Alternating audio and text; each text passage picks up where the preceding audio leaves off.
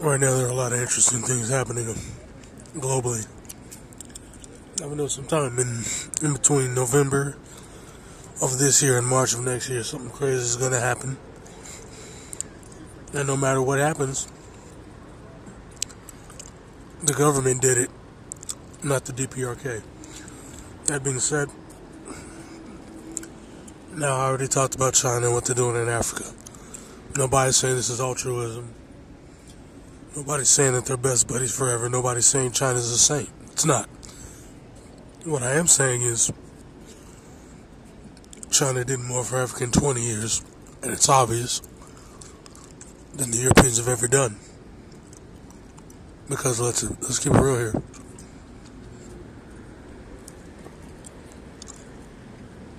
Kenya is now a mobile banking hub. That would have never happened if the white supremacist oligarchs had still been in control in Kenya. It would have never fucking happened. Never. In a million fucking years. Ethiopia's growth is directly tied to China. And now Japan. Because Japan is trying to out-China China in Africa. Which benefits Africa. And none of that would have ever happened if the white supremacist oligarchs were still muddying around in Ethiopia, mainly the Americans and the Italians. This is the truth.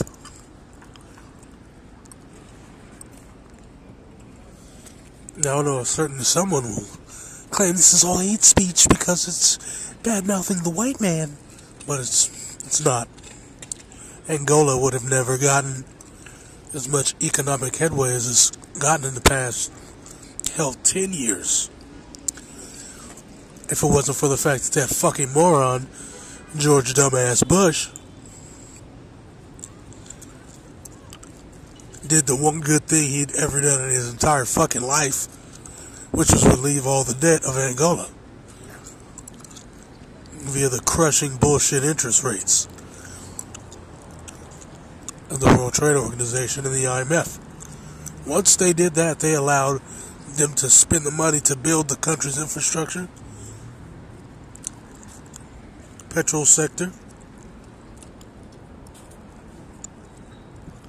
and diversify the national portfolio, pulling the country out of poverty.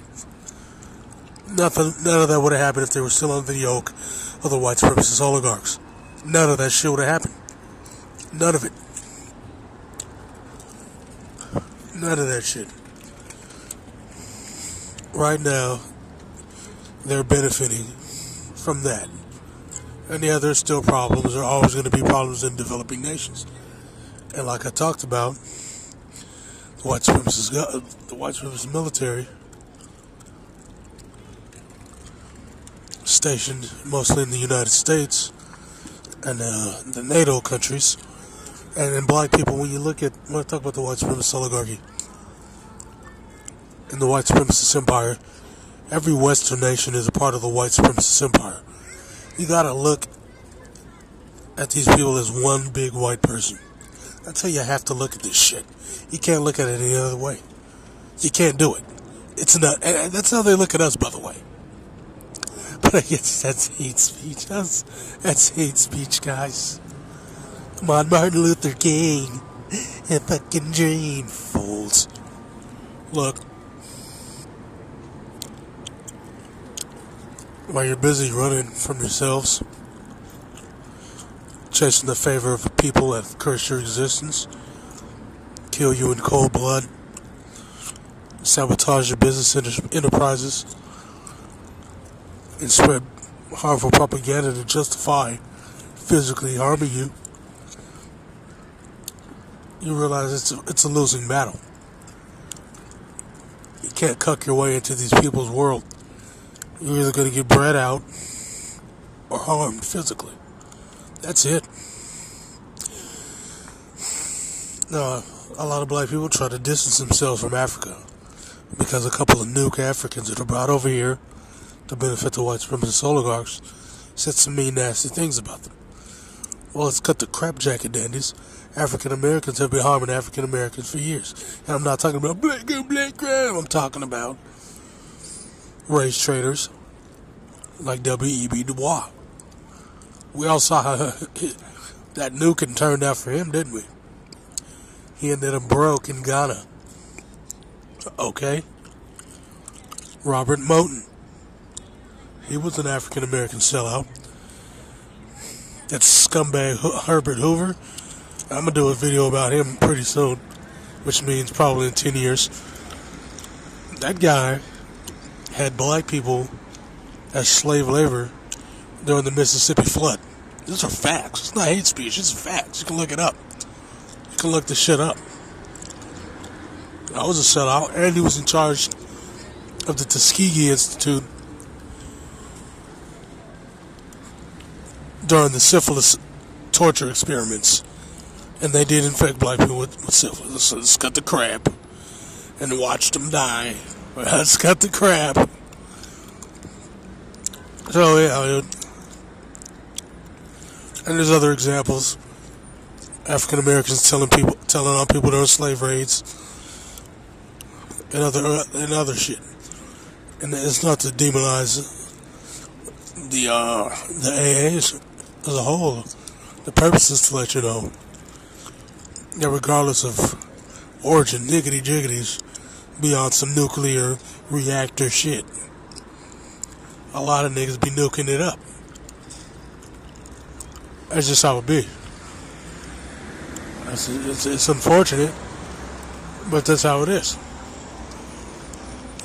But if black people did like Marcus Garvey said, if they do like Marcus Garvey said, and follow Marcus Garvey's real goal, as I've talked about before, they'll benefit.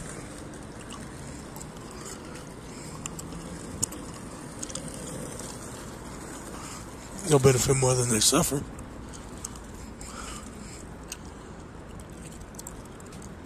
Because let's keep it real here. Perfect example. There were two black American girls in California opened a beauty supply store to cater to the community because the Mongols were, being a little testy to them, treating them some type of way.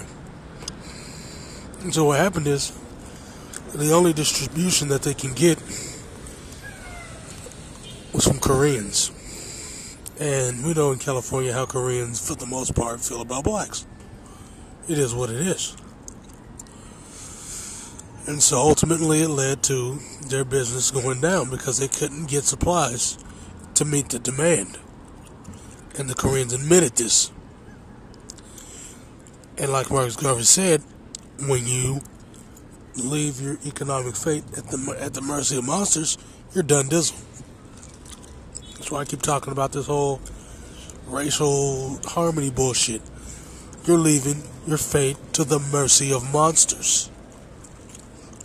Depending on the kindness of monsters, for your water, for your, and we see how that's going in Flint, for your food, for everything. And if they want to, they can flip it like a switch and harm you. Now, we know that the government, even though they're harming blacks, is trying to do anything they can to stop another race war. And and even in and of itself, when they talk about race riots, they're talking about race wars. They used the term riot to avoid admitting what those were. Those clashes were not riots. They were race wars. A riot is where people kick over cars and burn a couple Mickey D's down and yell in the streets. Not when two sides get armed and the National Guard comes in with Gatling guns and bombs and planes and use guerrilla warfare tactics in an urban setting to disrupt the economic base of an enemy that they perceive.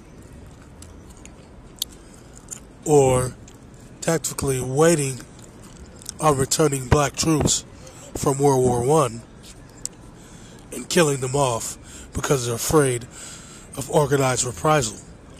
Or luring black veterans, especially educated black officers, into honeypot groups like the Nation of Islam to kill them off like they did Clarence 13X.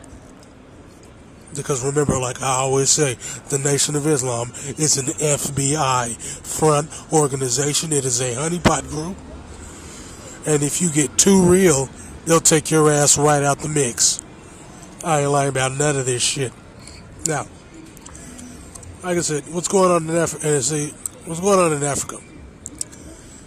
China and Japan, the Asians in general, their markets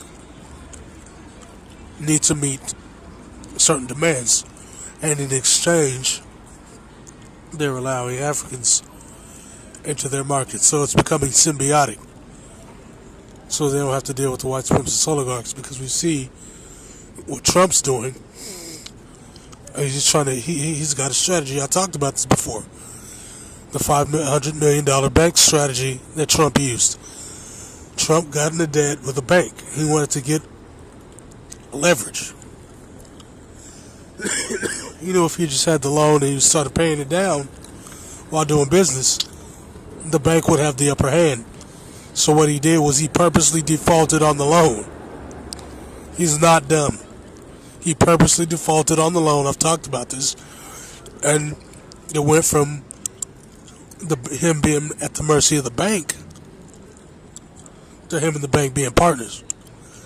And since the bank didn't know shit about real estate, and he did, he had the upper fucking hand.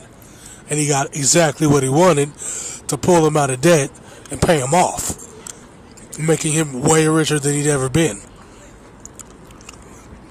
and getting the respect and priority of the bank. Understand? You understanding?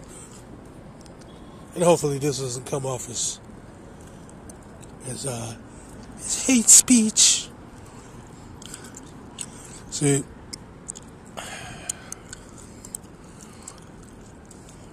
hold on.